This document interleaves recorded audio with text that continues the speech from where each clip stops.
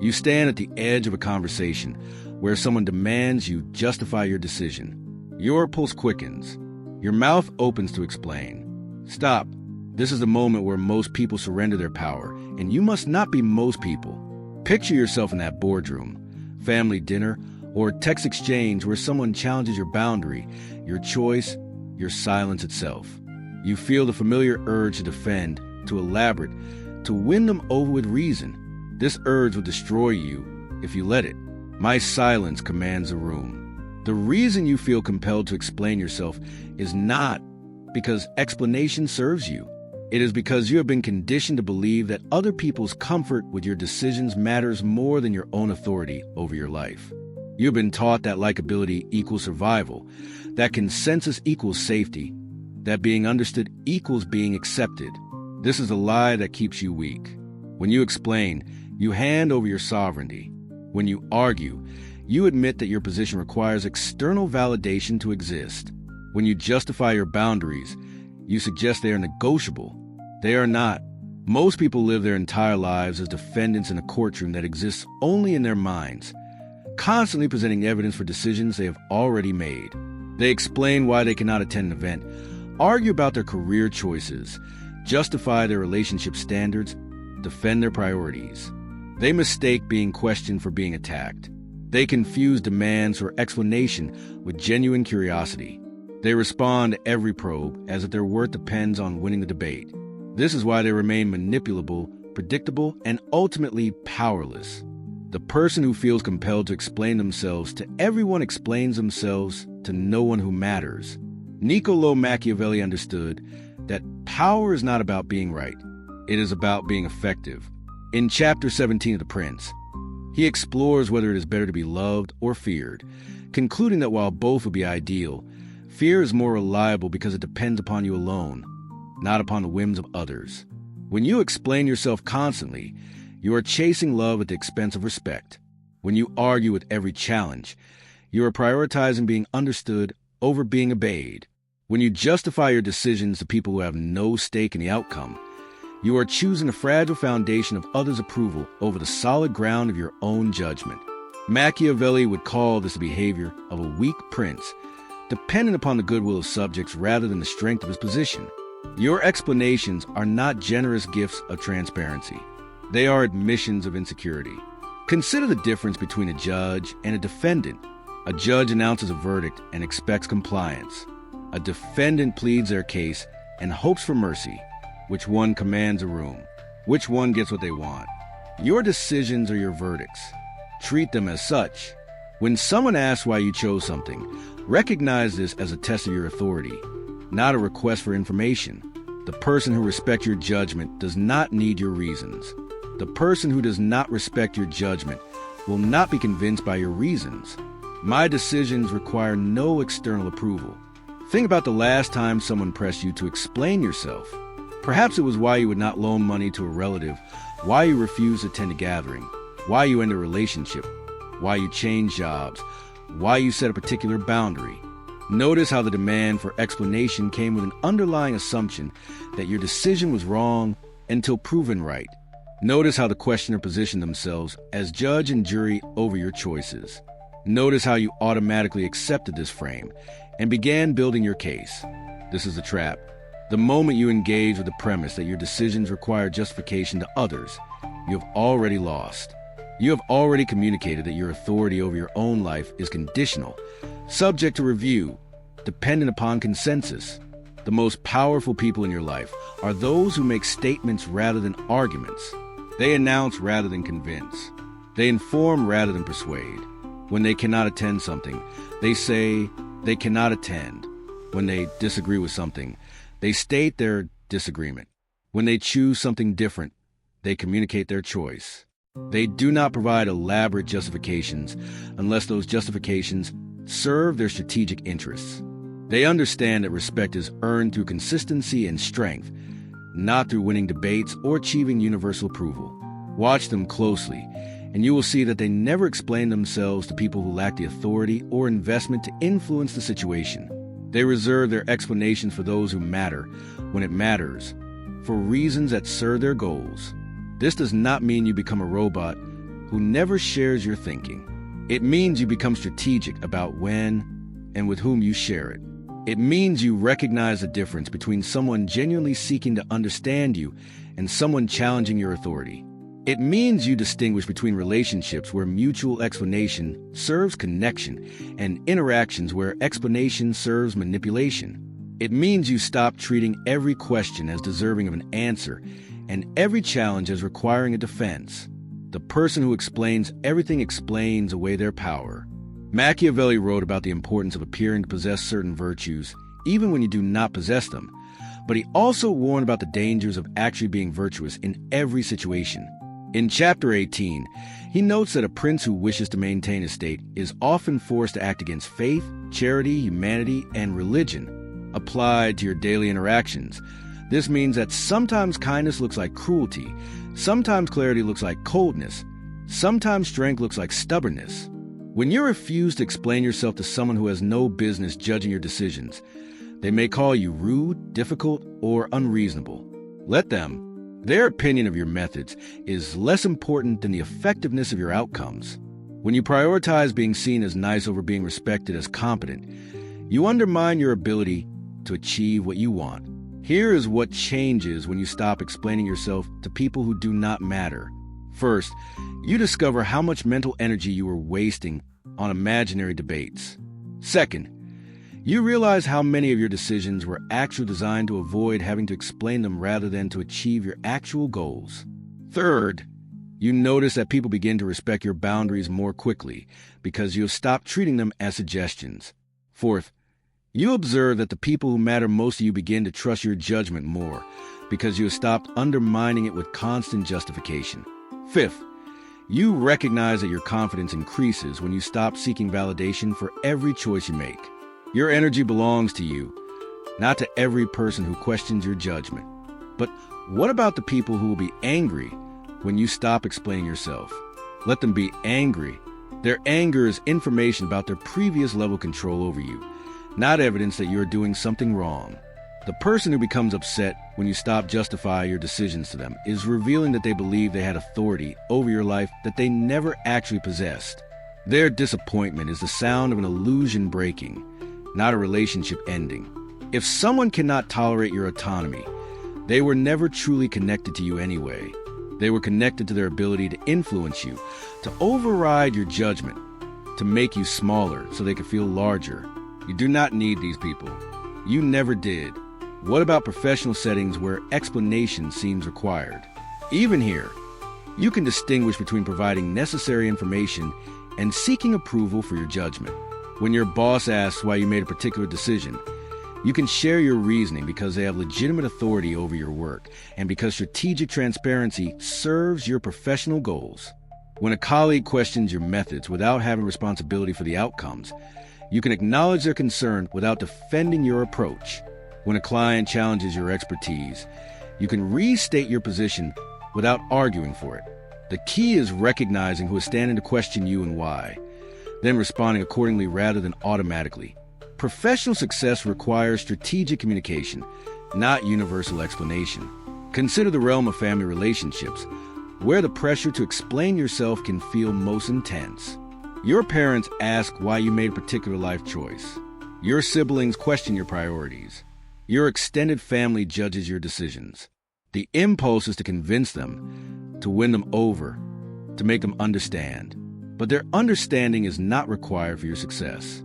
Their approval is not necessary for your happiness. Their agreement is not essential for your peace.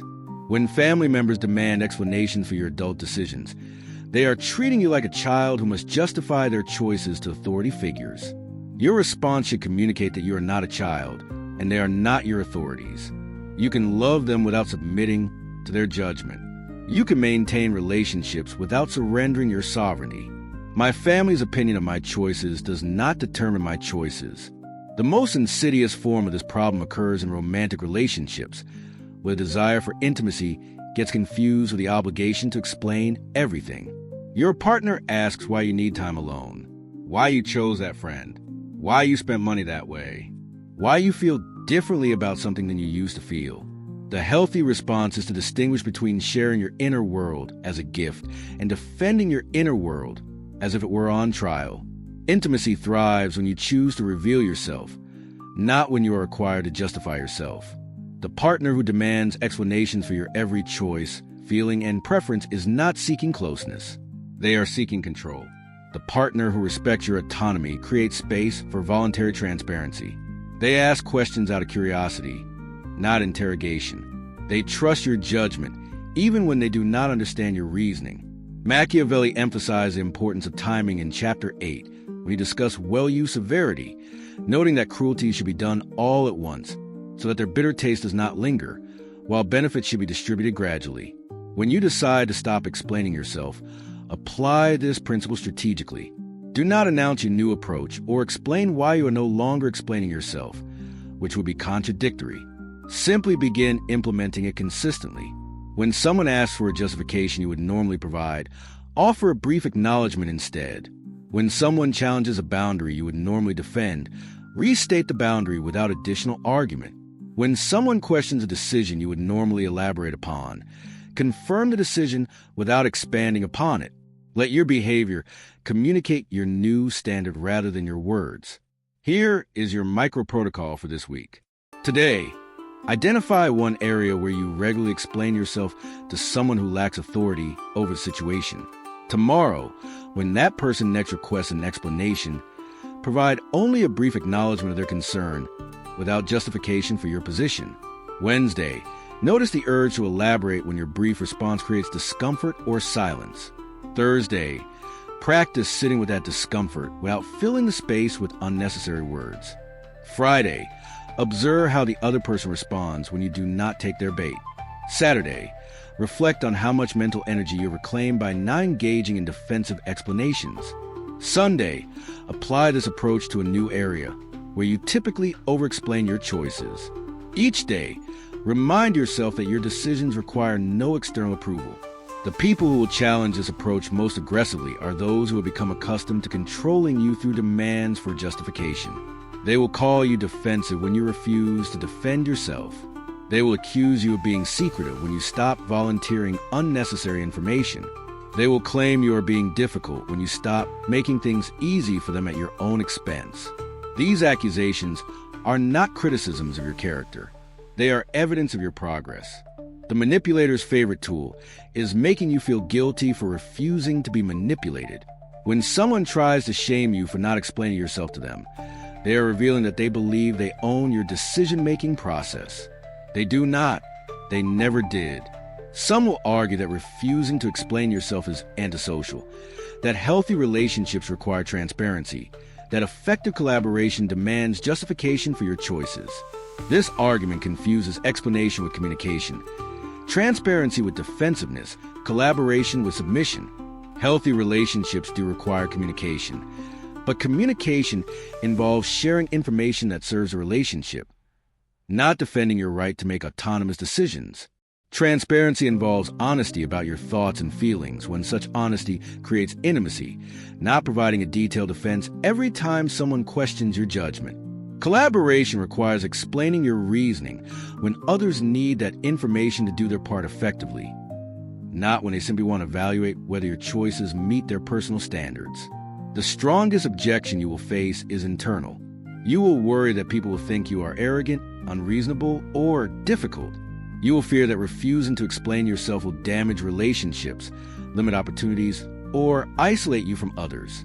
This fear is not entirely wrong. Some people will think less of you when you stop seeking their approval. Some relationships will change when you stop allowing others to override your judgment. Some opportunities that depended upon your willingness to be controlled will disappear. This is not a loss. This is a filtering process. The people and opportunities that cannot survive your autonomy were never truly supportive of your success. They were dependent upon your weakness. My strength attracts the right people and repels the wrong people. Machiavelli understood that fortune favors those who are prepared to act decisively when circumstances demand it. In Chapter 25, he argues that fortune is like a river that floods destructively when no preparations have been made, but can be controlled through proper planning and bold action. Your habit of explaining yourself to everyone is like failing to build dikes against a flood. Every time you justify your decisions to people who have no stake in the outcomes, you're allowing them to redirect your energy toward their priorities rather than your own. Every time you argue with challenges to your boundaries, you are teaching others that your boundaries are negotiable. Every time you explain your choices to people who lack the authority or investment to influence a situation, you are giving them power over your direction that they have not earned and should not possess. The alternative is not to become cold, secretive, or unnecessarily difficult. The alternative is to become strategic about where you invest your explanation energy. Reserve your detailed reasoning for people who matter, situations that matter, and conversations that serve your goals. Share your thinking when doing so creates understanding that benefits the relationship or advances the project. Defend your choices when the defense serves a purpose beyond making the other person feel better about your autonomy. Justify your decisions when that justification leads to outcomes you actually want rather than simply avoiding conflict or criticism. Your words are tools, not tributes. Use them purposefully. In practical terms, this means developing a repertoire of responses that acknowledge without engaging. When someone asks why you made a particular choice, you might say, "That worked best in my situation," rather than providing a detailed breakdown of your decision-making process. When someone challenges your priorities, you might respond, "I understand that is how you see it," rather than arguing for your perspective. When someone questions your boundaries, you might offer, "That does not work for me," rather than explaining all the reasons why. These responses are not rude. They are clear. They communicate your position without inviting debate about your position. They respect the other person's right to their opinion without surrendering your right to your decision. The person who masters this approach discovers something remarkable about human nature. Most people do not actually want your explanations. They want your submission. The explanation is just a vehicle they use to extract it. When you provide elaborate justifications for your choices, you are not satisfying their curiosity. You are feeding their desire to influence you. When you argue with their challenges to your decisions, you are not creating understanding. You are participating in a power struggle that you cannot win because the goalposts will always move. When you defend your boundaries extensively, you are not preserving the relationship. You are teaching the other person that your boundaries are weak points that can be worn down through persistence and pressure. Watch what happens when you stop playing this game. The person who is demanding explanations will either respect your position and move on, revealing that they never needed the justification in the first place, or they will escalate their demands, revealing that they were never interested in understanding you. They were interested in controlling you. Both outcomes provide valuable information. The first tells you that the person is capable of respecting your autonomy when you clearly communicate your expectations.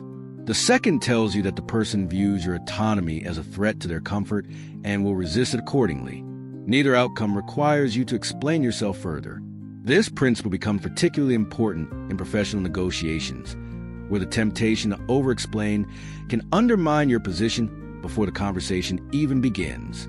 When you present a proposal and immediately follow it with extensive justification, you signal that you expect resistance and are prepared to argue for what you want. This weakens your position by suggesting that your request is unreasonable and requires convincing. When you make an offer and then explain all the reasons why it is fair, you invite the other party to focus on whether they agree with your reasoning rather than whether they accept your terms. When you state your requirements and then justify each one, you transform a negotiation into a debate about the validity of your needs rather than a discussion of how those needs can be met. The alternative approach presents your position clearly and then waits for a response. You state what you want, what you are offering, and what you need without extensive explanation unless specifically asked for clarification. You allow the other party to respond to your actual proposal rather than to your anxiety about their potential objections. You demonstrate confidence in your position by not immediately undermining it with defensive explanations. This does not guarantee that you will get what you want, but it ensures that the conversation focuses on the substance of your request rather than on your insecurity about making it. Machiavelli's discussion of new principalities in Chapter 6 reveals another relevant insight. He notes that new princes face resistance not because their innovations are inherently wrong, but because people are naturally skeptical of change, and those who benefit from the old order will actively oppose the new one. When you stop explaining yourself to people who have become accustomed to questioning your judgment, expect resistance. They are not resisting your specific decisions. They are resisting the loss of their influence over your decision-making process. This resistance is not evidence that you should return to your old patterns. It is evidence that your new approach is effective. The person who objects most loudly to your refusal to justify yourself is often the person who most benefited from your previous willingness to be questioned and controlled. Your silence in the face of demands for explanation is not passive. It is strategic. It conserves your energy for conversations that matter. It preserves your authority over your own life. It communicates respect for your own judgment. It teaches others to respect your boundaries by demonstrating that you respect them yourself.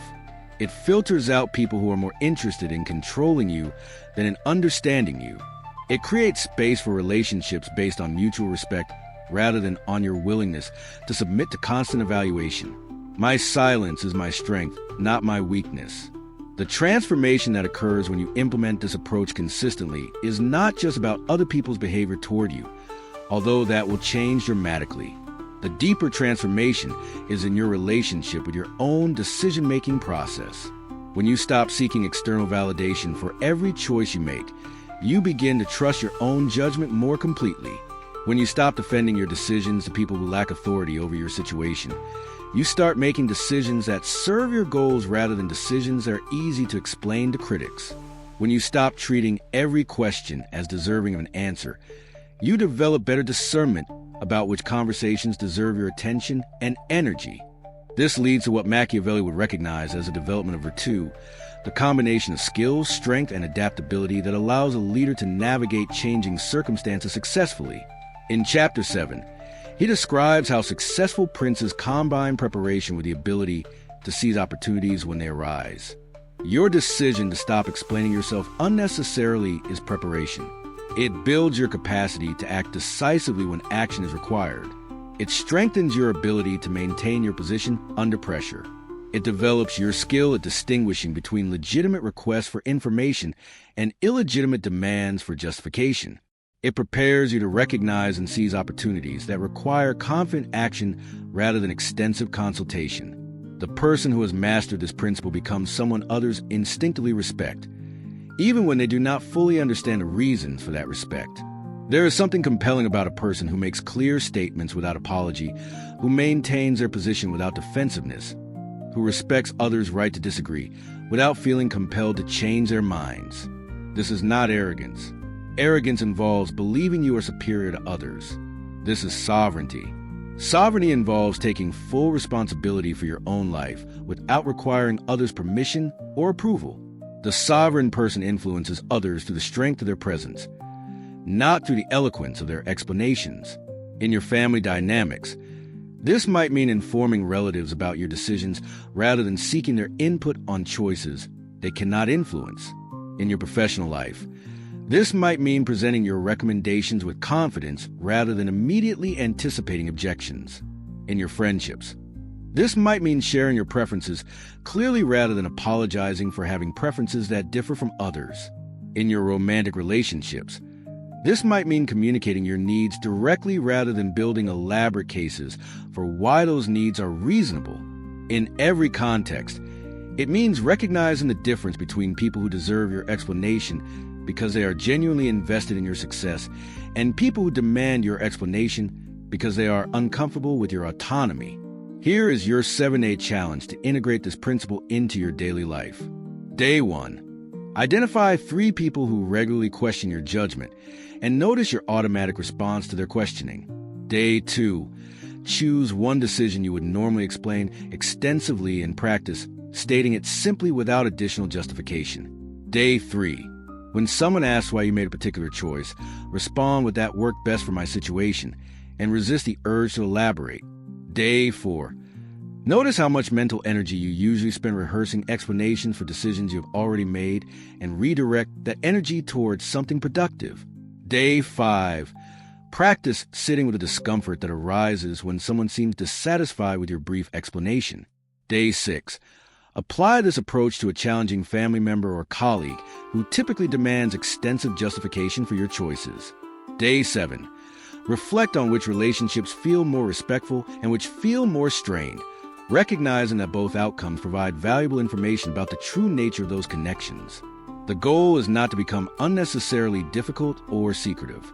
The goal is to become strategically clear about where your explanation energy serves your purposes and where it simply serves other people's need to control you. The goal is to transform from someone who defends their right to make decisions into someone who simply makes decisions and expects them to be respected. The goal is to move from seeking approval for your choices to taking responsibility for your choices. The goal is to develop the quiet confidence that comes from knowing your own mind and trusting your own judgment, regardless of whether others understand or agree with your reasoning. You already know what you need to do. You have always known. The only thing standing between you and the respect you desire is your willingness to stop explaining yourself to people who have no business evaluating your decisions. Stop arguing with people who have already decided not to respect your position. Stop justifying your boundaries to people who benefit from violating them. Stop defending your choices to people who lack the authority or investment to influence the outcomes. Start making statements instead of arguments. Start informing instead of convincing. Start expecting respect instead of begging for approval. Your life belongs to you. Your decisions require no external validation. My authority over my life is absolute and requires no explanation.